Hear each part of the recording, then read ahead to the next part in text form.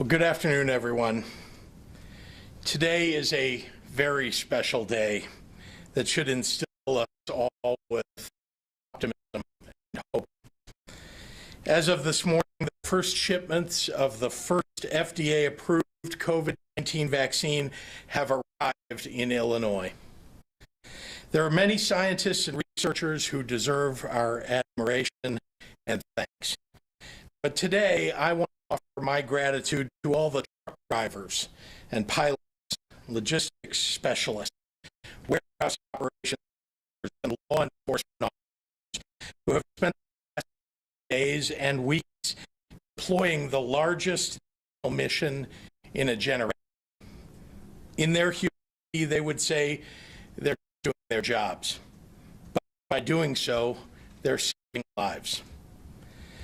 Earlier today, I joined the Illinois Department of Public Health, the Illinois Emergency Management Agency, and the Illinois State Police teams receiving the Pfizer shipments on the ground at our strategic national stockpile warehouse.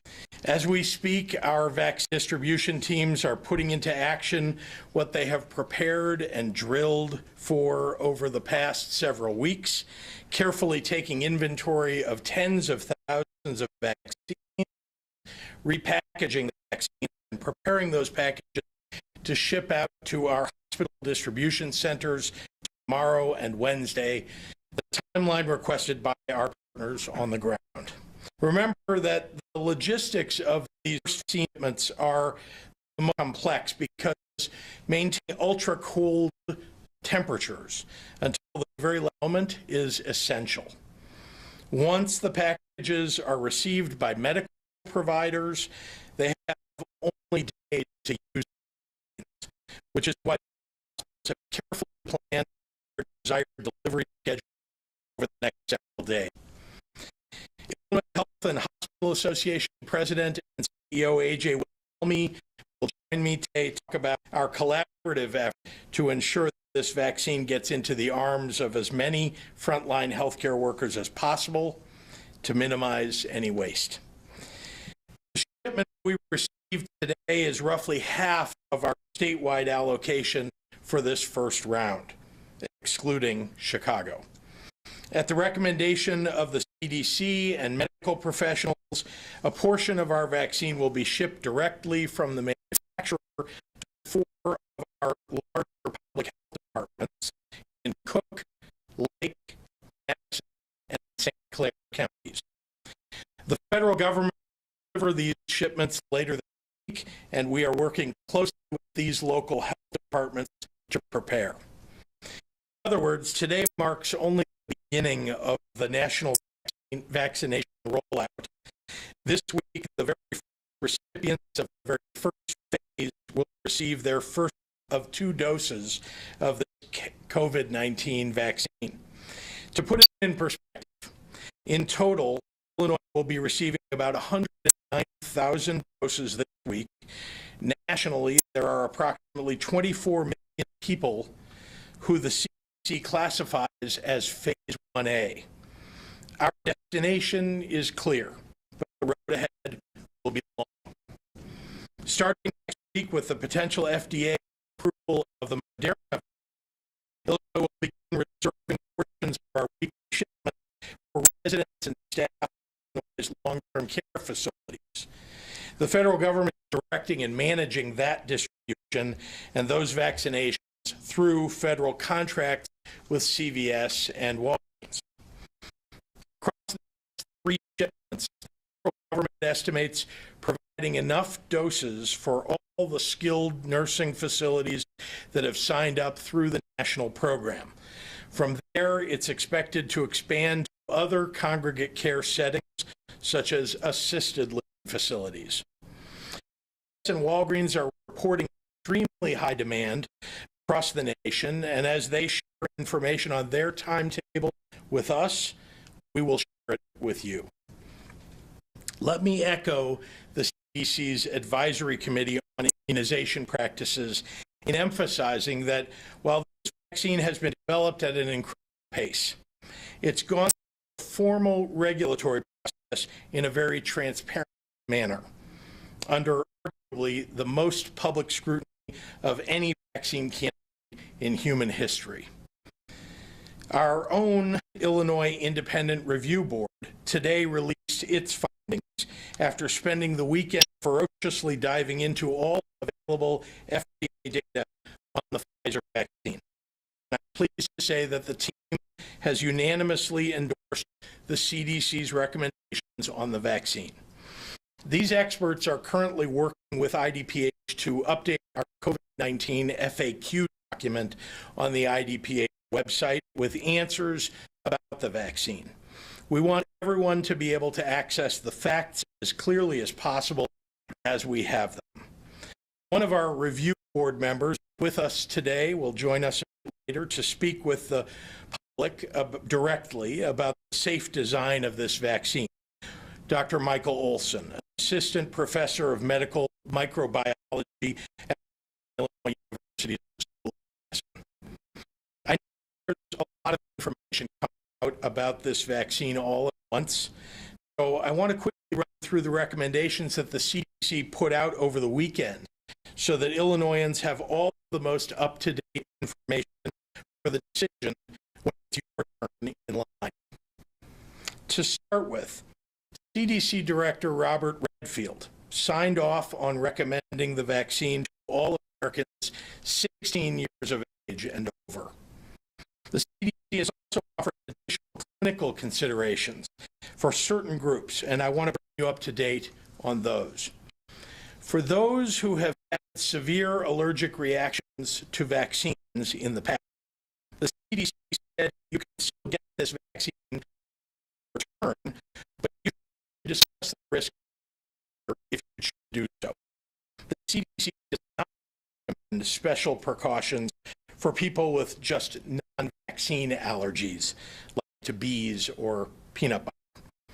The CDC also recommended that pregnant have a discussion with their doctor, weighing the risk of taking the vaccine or waiting for more data on vaccine safety.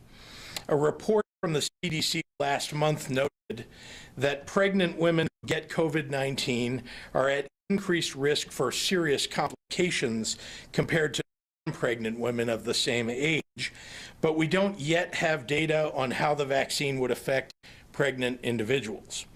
While medical experts have traditionally recommended that pregnant and breastfeeding women avoid vaccine made with live viral material simply as a precaution, the Pfizer vaccine does not contain any viral material. And other vaccines like the flu shot are routinely recommended during pregnancy. As soon as the CDC or the FDA offers additional information regarding this vaccine and pregnancy, you will hear it from me. But with the data to date, they have determined that this is a decision between a woman and her doctor. Today marks a momentous occasion, not just this year, but in American history. 11 months after scientists the world over got their hands on the sequence of the virus, we are seeing the beginning of the end of the pandemic. This is an incredible testament to our research institutions, to our scientists, to the medical professionals who worked tirelessly every day of this battle without ever knowing exactly which day would come, but holding out hope in their hearts that it would. And here we are. We all take a moment to feel that hope today. With that, I'd like to turn it over to IHA President and CEO A.J. Wilhelmi. Thank you, Governor. Good afternoon. I appreciate the opportunity to join you today on this very hopeful day, as you just said very eloquently. Let me say how much I all appreciate your strong leadership, as well as the leadership of Director Zike and the hospital community appreciates our partners. As the Governor has mentioned, time and time again, hospitals and healthcare workers have been on the front lines in the COVID-19 pandemic all year. And we're on the front lines again as the vaccination process begins. The hospital community stands ready to play a major role in the vaccination process by serving distribution hubs and vaccinating at-risk healthcare workers, so they can be personally safe and also available to care for their patients. Hospitals are preparing to receive vaccines this week, as mentioned by the governor. Their teams have prepared vaccination plans, communicating and planning with our government partners and with their local health departments to be sure this complex and logistically challenging process goes as smoothly as possible. And we know this, vaccine demand will far exceed supply in the first couple of months. So our hospital leaders are urging all patients as the vaccination process plays out. We also know that the vaccination will require a whole process that will take months, not days. We're getting this right. Stakes are too high to rush through it. And so hospitals will approach the vaccination process in a planned and orderly way that allows us to balance timely vaccinations of our most at-risk healthcare workers with maintaining our ability to best care for our patients. And of course, it's critical, as I said, to implement this process in a manner that doesn't waste vaccine. IHA and the Illinois hospital community stand with Governor Pritzker and Director Ezike in fighting this pandemic and in urging everyone to pull together for a few more minutes. Mask, social distance, wash your hands, and when it's your turn, please get vaccinated. We're extremely pleased to turn the table on this virus, and we look forward to working with Governor Pritzker and Ezike to do our part to effectively execute the vaccination plan. So again, Governor Pritzker, thank you for your strong leadership. It's a real pleasure to work with you on this very whole day and in the to come. So, Governor, I'll turn it back to you. Thank you very much, AJ, and thank you very much for all the amazing hard work that you've done to support our healthcare workers, our hospital systems, in preparation for the distribution of this vaccine. And now I'd like to turn it over to Dr. Ezike for today's medical update.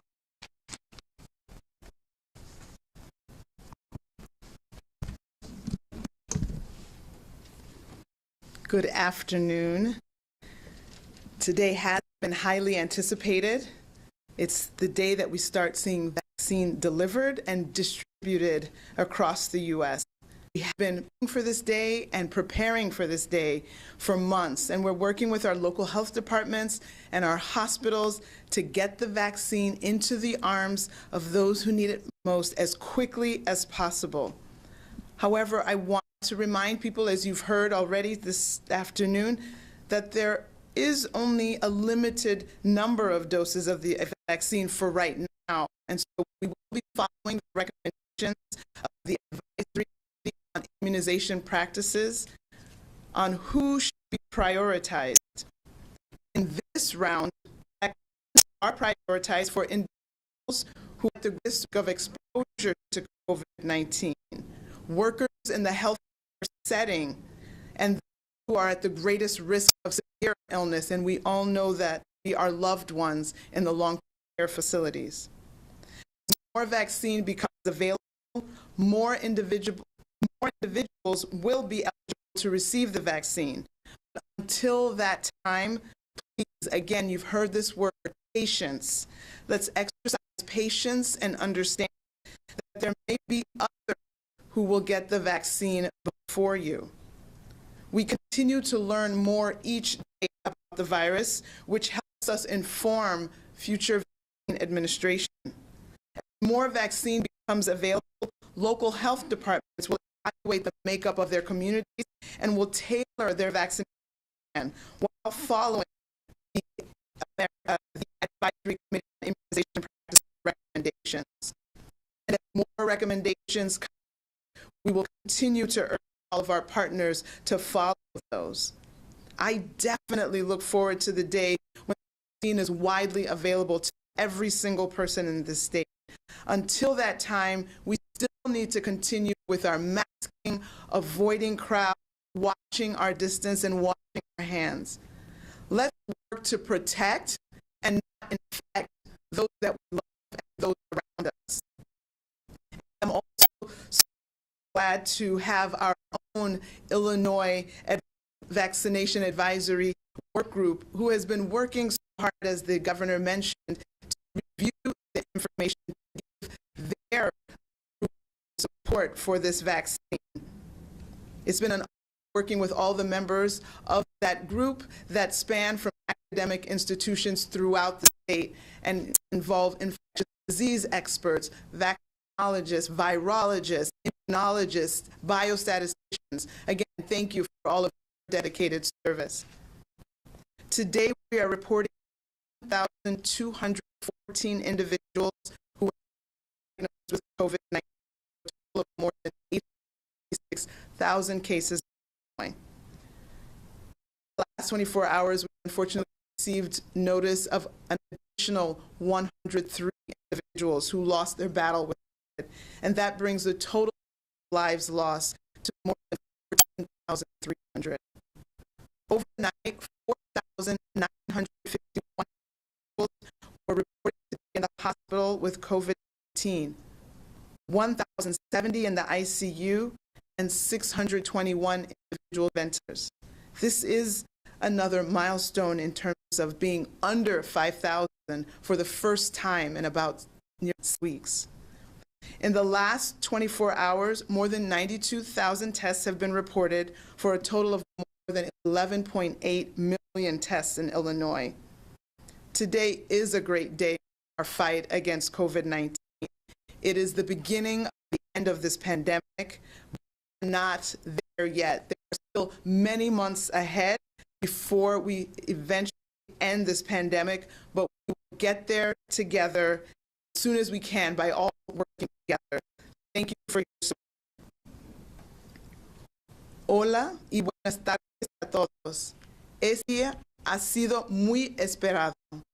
El día en que comenzamos a ver la entrega y distribución de vacunas COVID-19 aquí en Illinois. Hemos estado preparando para este día por meses. Trabajaremos con nuestros departamentos de salud y hospitales locales para poner esa vacuna en los brazos lo más rápido que posible. Sin embargo, quiero recordarle a la gente que solo hay una cantidad muy limitada de la vacuna disponible en este momento y seguimos las recomendaciones del asesor sobre inmunización general sobre a quién priorizar para la vacuna.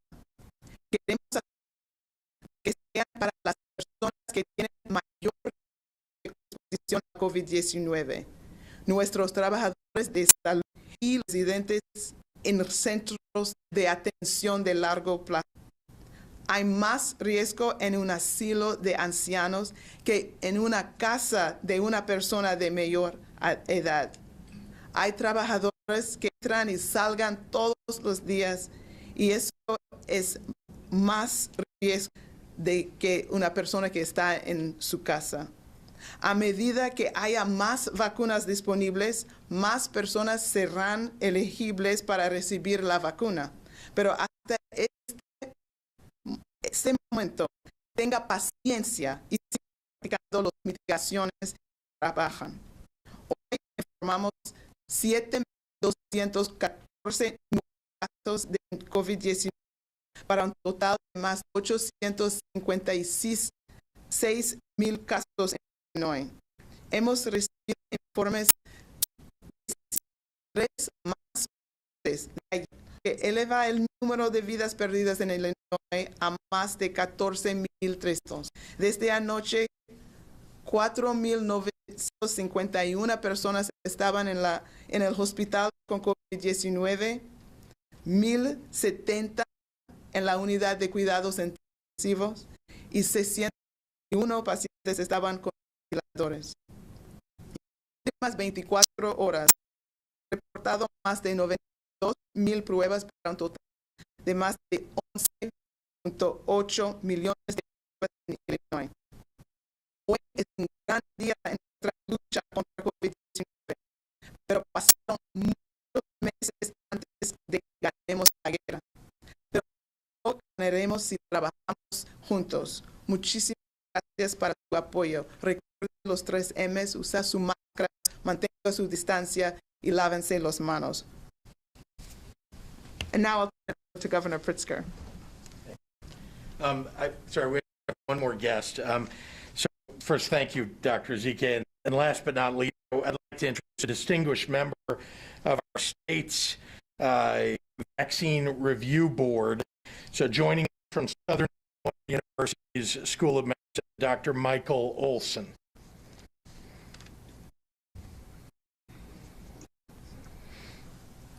Thank you. There we go. Thank you, Governor Pritzker. On behalf of the Illinois group, I would like to highlight a couple of aspects of the COVID vaccine that are important to move on to this new phase of the pandemic.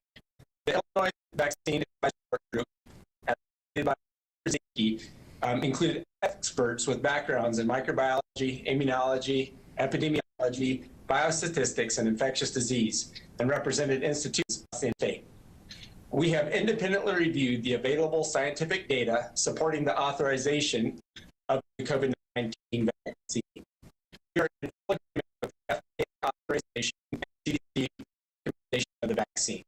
This dose vaccine passed a rigorous study involving over 30,000 volunteers, demonstrating 95% efficacy in preventing severe COVID-19 infection, all the while maintaining an excellent safety profile.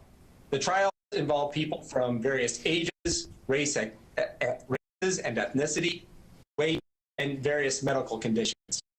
Given the current available scientific information, the group believes that COVID-19 vaccination will prevent COVID-19 infection in people across the entire state of Illinois, including Black and Latinx populations that have been disproportionately affected by COVID-19.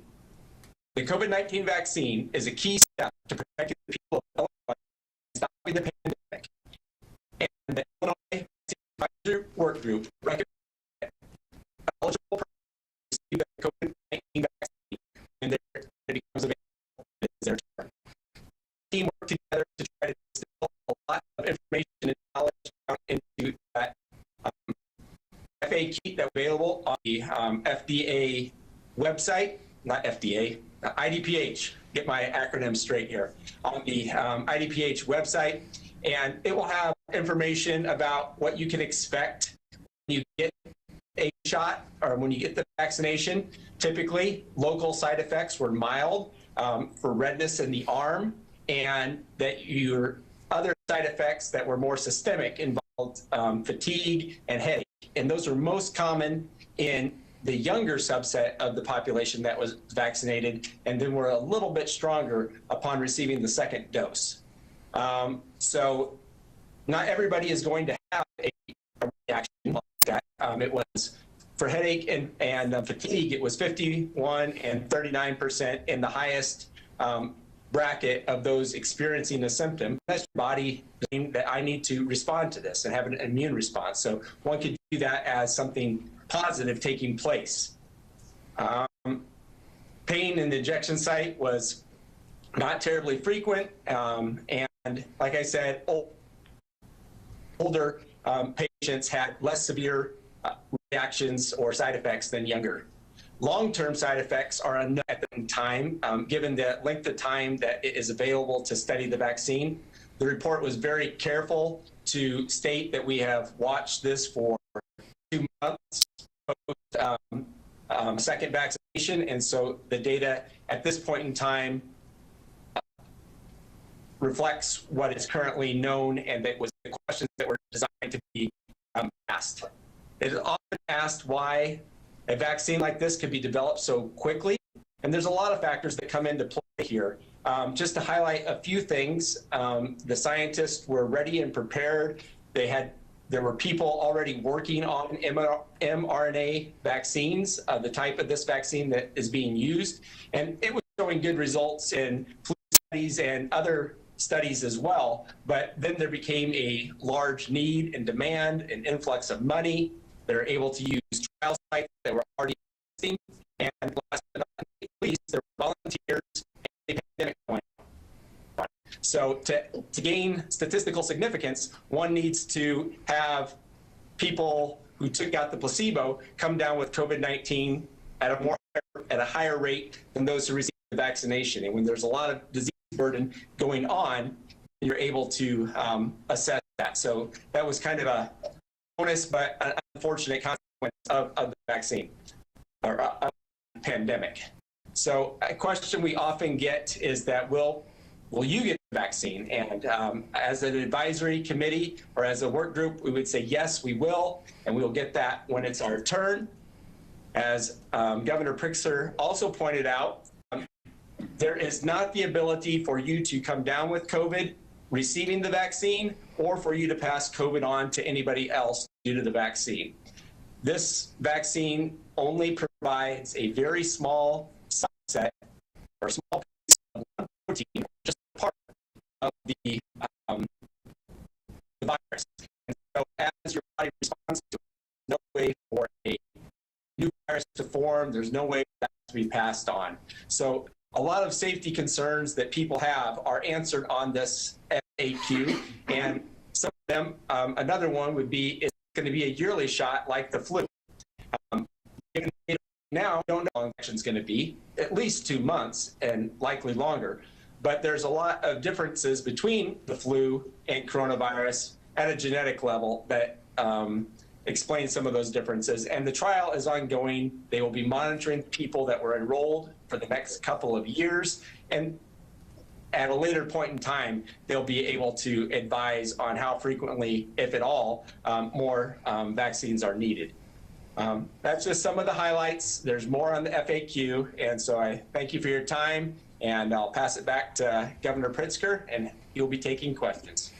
Thank you very much, Dr. Olson. Thanks for all your hard work on behalf of the state, and happy to take questions from members of the media. Thank you, Governor. Yeah, as we watch today, doses have already been given in places like New York and even Madison, Wisconsin, and Pittsburgh. We're pretty good on this note. Why is no one getting the dose today? What are the plans for giving it tomorrow? You witness it. The first dose will be given out tomorrow. We'll put out all that information shortly. My press office will make sure that you know where and when that is. Same will occur in the city of Chicago. There will be something outside the city of Chicago. The reasons that you see a difference in where the first vaccinations are taking place is there were shipments made directly to certain hospitals by the federal government that arrived in typically large cities, and then there were shipments that were made to the states to distribute among, in our case, 96 public health departments all across the state, excluding Chicago, which got a direct shipment. So that's one of the reasons that you see a difference in arrival times and shipment times, that we have to leave it here and split it up in 6 different packets to go to those health departments. In terms of just, a little more detail on the logistics, when is it going to the 10 regional hubs? Is it going right as we speak tonight? And from there, the local health department, how does that work out? So I don't know the specifics of timing because I want to make sure that we've got full security associated with the delivery. Suffice to say that the RHCC, the 10 hospitals that you're talking about, will receive those packages, and they're the ones for which the 96 local health departments will then pick up their packages and bring them back to their counties. And as you know, we've focused on the 50 counties with the highest deaths per capita and the hospitals that are nearby some of those counties to make sure that we're covering them as best we can with this first shipment. But, you'll see that there are going to be more and more shipments. I think that's one of the reasons you hear everybody saying, have patience, is that this is going to take a little while, because in Illinois in particular, because it's a very large state and 90 local public health departments and many hospitals, it just takes a little longer than it does to go to a big city, for example. Governor, if you could answer this, are the hospitals being advised to stagger the number of patients right away so that if there are any kind of reactions, whether it's low-grade fevers, that would cause people to need to stay home for a day, so they don't vaccinate them all right and then we have problems? Yes, thank you. You're referring to the potential for the side effects of malaise that can last for up to a day or two after administration. So there have been many provider webinars and in services by the CDC and today to go over that, and just to remind people who have been made aware of that you have to think about the potential for those side effects. So maybe you would take everybody on your COVID floor and do all at that same time, in case you have a significant number of people that do need to take a day off, that you wouldn't be without a workforce. That calculation has been done. I'm appreciating that has been done by the hospital in terms of deciding who's getting the vaccine on day one, who would get it on day two, making sure that you spread it out between many different units just to protect the workforce for the patients that are in the hospital that continue to need their care while the staff is being immunized. And why the 4 counties plus the city of Chicago getting their own separate shipment from the... I can take that. It's just Yeah, we actually were advised that this would be advantageous, and I think in particular because they were concerned about, some would all the shipments arrive in totally intact and so on. But also those particular counties have the ability to put the vaccines into ultra cold storage. Will there be a state or county-wide registry, and how will that work? There is a registry. I'll let Dr. describe that. so state immunization registry. To be part of this vaccination effort for COVID, you have to have registered with that, signed off on all the agreements, that you will follow ACIP guidance, that you will follow IDPH guidance, that you will log every single dose that's given and give all the information on every recipient, name, address, date of birth, ethnicity data, all of that information has to be put in for every single person within 24 hours and uploaded into our system. You will also maintain your inventory tracker and let us know every single dose that's removed from inventory, that in that separate database, we will have that and make sure that those numbers correlate. So at the state level, we will be able to see who has been immunized and which parts of the state where there's more uptake of the immunization, which areas that maybe don't have enough uptake, and identify whether it's an outreach issue where we need to go and do more education because people are not sure about this vaccine, or if there are not enough providers in that area to provide vaccine, then we will know for future allocations where to now push further distributions of this vaccine. Are you anticipating weekly shipments of the Pfizer vaccine specifically, or when you talk about next week, the week after, Moderna, or some combination of both? Because there's some question as to whether, this week is Pfizer, and then we wait a few more weeks for more Pfizer. Right. No, obviously there is no other FDA authorized vaccine to distribute for this week. So if there is another vaccine, know that there's going to be deliberation by the FDA or another potential EU for the Moderna vaccine. So if that is approved in subsequent weeks, then we might have the Moderna vaccine as well, and then any other vaccines that get approved, get authorized, could then be added.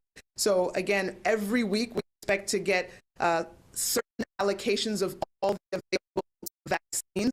So if next week, if we're dealing with 2 vaccines, there may be 2 vaccines that we could be receiving specific amounts of. But specifically, Pfizer has committed to next week, the week after. Yeah, we will know it for sure when we see it. The number that we're sure of is the number that we got for the week, and so we'll be waiting to get additional information as it gets closer. We'll know what the confirmed numbers are. You don't know when you're getting the second half. You mentioned today we got the first half of Illinois' shipment. Is the second half in a couple of days or next week, or? This week, sorry, later this week we will be receiving the remainder of our allocation. Is that the 4 counties plus?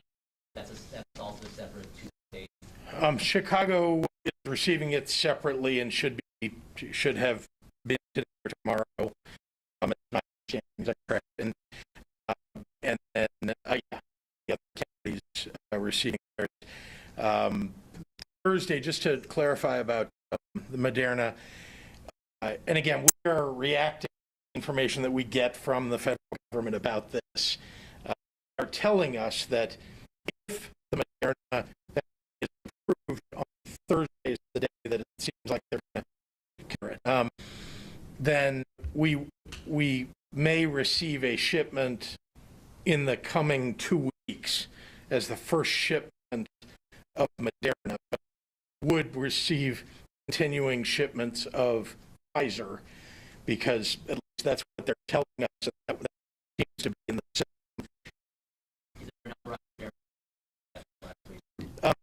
They have not confirmed that number. Can I ask you If we could just follow up, we saw the video of you launching the vaccine, get unpacked and stored and all that. It seemed like it was, you were pretty amazed about watching it. Can you just give us some perspective of what it was like to actually see the vaccines here, and, today's the day? Well, let me say how excited I was getting up this morning and going to watch this. The people who were there, the troopers, the logistics managers, the folks who were packing and unpacking the boxes, they all recognize, as I do, that this is in the making. And for me to watch, and they're all so trained, and they've been practicing this for a couple of weeks, several weeks, and they're very good at their jobs. I was very proud to be an Illinoisan and to be governor at the time when something this momentous is occurring. So it was an amazing thing that we've done. I'm talking about the United States and the researchers and scientists to be able to come up with a vaccine like this in such short order, and now be distributing it, and hopefully over the next several months to most of the population. when do you expect to take the vaccine? Whenever I am assigned a place in line. As you know, ACIP hasn't come out with all of its guidance. We still have a lot of healthcare workers and a lot of long-term care facilities that need to be covered, the people who work at those long-term care facilities as well as the residents. Time, and I'll take it my turn comes up. We'll do one more. His first 100 days, it's possible to get the majority of Illinois students back in school within 100 days? I can't speak to whether it's possible. As you know, in Illinois, we've not prohibited being in session, and indeed, we've tried to create all of the circumstances so that people would. School districts are choosing whether they want a hybrid program or a fully in-person or an e-learning system. So I don't know. 100 days, 3 months, it's possible. It's possible. I know that as I've seen drafts of what the ACIP is looking at, teachers are in that, list and prioritized. But I wouldn't want to, pass some judgment on it. I don't know, but I think it's a workable. We want to get kids back in school. That's Can for I sure. just ask you, over the week there was a wrestling tournament. There have been others, of course, but this one was a lot of people at the Southland Center, the hotel casino, parents, children, teenagers, everyone. At the hotel, so it's in Wisconsin. No, there's one in, maybe not, it's at the Southland Center in Illinois. Okay. And a lot of people who are normal having a wrestling tournament. What do you say? They were served with apparently a fine, or not a fine, but Yeah. an admonishment to end it, but they said, no, we're having it. Look, you've asked me questions like this before, and I would just say, putting parents and teachers and coaches and the kids in danger is a terrible, and especially when we are experiencing what a number of deaths in the United States that is equivalent to a 9/11 every day, 3,000 people every day. We need to survive in order for us to be able to take the vaccine. We want all the people that would like to wrestle, or all the people that are coaching, and all the parents to be able to get this vaccine and have a great wrestling season when it should be available. They have to stay safe, and that's why we've got to follow the mitigation. All right, we've got a question on the line. Sure. Dan Petrella, It's been 2 weeks since the Thanksgiving weekend. What impact has the holiday had on the fall surge, and what metrics are you using to judge that? Do you need another 2 weeks to really know? Well, I think I'll ask Dr. Ezeke to talk about that. This is really, medical judgment that is, ruling the day here. So, Dr. Ezeke. At least 1 or 2 incubation to be able to assess with the Binax test, which gives us more rapid results. We think that we are starting to get information even sooner because of the turnaround time. So for this week that ended on Saturday, there was not a significant spike or surge in the cases from the previous week. So that is good news. When I break it down by individual regions, like there was region 3 and region 5 that had a tiny increase in the number of cases from this last week over the previous week. So we haven't seen something significant to talk about now. We'll see for sure in this coming week, but we'll keep our fingers crossed that maybe we're not going to see a big bump, and we'll, unfortunately, time is what will give us more data, and so we'll have, more information after we accumulate this week's information. Dr. you could just answer for you. Dan had one follow-up. What was discussed with hospitals on the ICD webinar today?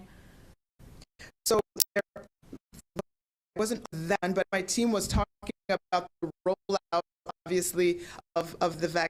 We just wanted to review all the things that you've already heard here, that every single dose has to be accounted for, has to put into iCare for other hospitals that have registered, again, reminding them of the process for getting registered to be a COVID vaccine provider, being able to make sure that the hospital staff are thinking about the possible side effects and how they're planning out their staff that will get it, not vaccinating an entire unit at the same time, but staggering this unit, people from a separate unit, from, somebody from clinical teams and non-clinical teams, it up so that if anyone does fall ill, we don't have a destination of our workforce. Talking about some of the information that came through over the so just continuous updates are necessary. Get the questions that people may have. So that will be an ongoing process because information is filled in, and as we go through this process of week 1, we're going to need to solicit feedback and have continual bilateral communication to make sure that we make the process as best as it can be so that we can get as many people vaccinated as quickly as possible and as safely as possible and without wasting vaccine. Amy, if you have a vaccine, can you still spread COVID to others? Right. That's a great question. I think that is not specifically one of the endpoints of the trial that were done with the Pfizer BioNTech vaccine trials. So we know that the endpoint of does it stop severe disease from happening? We know that that's the case, and so with ongoing information, ongoing data being accumulated, we'll be able to have more definitive answers to that question and other important questions. Hannah Mizell, can you provide an update for the voluntary reallocation of vaccine doses from the small counties on the fee without hospitals to the regional medical? Is there a of the counties giving up their vaccine doses? Sure, we can get that list out in terms of who are the initial hospitals that will be receiving allocations to start with the vaccination process this week. And then Kelly Bauer at Block Club, we've seen more than 100 people dead daily for a week now. Roughly what percentage of deaths reported per day are delayed? And in general, how long are reports of death delayed? Well, yeah. Okay, I mean, I can give you the answer. It is very different. We're getting the deaths from all of the counties of the state, right? There are different processes in different areas. Some will be given to us by coroners going through our vital records database. Some are coming in through. So there are multiple inputs that are aggregated. Sometimes there's a process where the notifying physician has to sign off then it has to occur. There are multiple protocols that may happen at the hospital, at the morgue, before it comes to IPH. So often, what we are reporting is what we have received in the last 24 hours. But does that mean that those happened before? Usually all of those processes that I described did not happen in 12 hours or 24 hours. But every day we share the net we've gotten for the last 24 hours. We know that there are certain situations where maybe there's someone not working on Sunday, so that information wouldn't get transferred on Sunday, but then would get transferred on Monday. So there could be lags. Sometimes the county might have the information sooner than us, because within the county, the coroner might call the public health department to share information. So again, there is some lag built into that. We don't necessarily get it the day before, but as soon as we get it, reporting information we have in the last 24 hours through these various channels. Jake Griffin at the Daily Herald. This is for you, Dr. Zika, as well. Who should people contact to get in line for a vaccination once pharmacy chains are involved? How will people be able to prove that they're eligible for priority vaccination? Right. So that's a very good question, and I can't wait to get to that point where there's many more people who are eligible to get the vaccine. So a lot of information still to come. We're still waiting for the CDC's advisory committee on immunization practices to get more detailed guidance on who exactly is in that next group. Right now, we know that maybe critical infrastructure, people over 65 with multiple medical conditions. So getting clear instructions on who that next group is, as soon as we have that information, we can the public, and then we will on an ongoing basis let you know how we're doing with the group we're doing now, which is the individuals in the long-term care settings and the workers in the healthcare settings. So as we finish with that, then we will let you know who is in that next group, that we're starting that group. In some situations, it will be providers who will be able to make some of those determinations. It might be where you will use your badge to certify that you're in this critical infrastructure work. It could be your badge that could tell us, the kind of work you do, that you work with waste and sanitation and keeping our communities clean, that you're an educator, et cetera. So again, as we get there, and we can't wait to we know that this current stage we're in is going to take quite a bit of time, and we'll get you plenty of information before we get to the subsequent phases. Shruti at Bloomberg. Republican leaders in Congress are questioning the need for aid to state and local governments, given that revenue for states, including Illinois, has held up better than expected. Can you respond? Sure. Well, Republican leaders have for quite some time been supporting local governments, state governments. So any excuse they can come up with, those folks. But there are many other Republicans, I might add, that have worked with Democrats to craft a solution for local governments and state governments. So I'm hopeful for that. And I do think it's going to be necessary when you think about all the challenges of all the states all across the United States. It will be necessary for the federal government to do something for state and local government. Oliviana at when will Central get vaccines, and will just doctors and nurses get the first shipment, or also general hospital staff? Doctors, nurses, and general hospital staff will all get the vaccine. Okay. Matt Roy will be our last question from WICS. The first doses of the vaccine will be healthcare long-term care facilities. But what about IDOC and correctional officers? There have been 2,900 COs infected thus far due to close proximity. IDOC facilities between them and the inmates.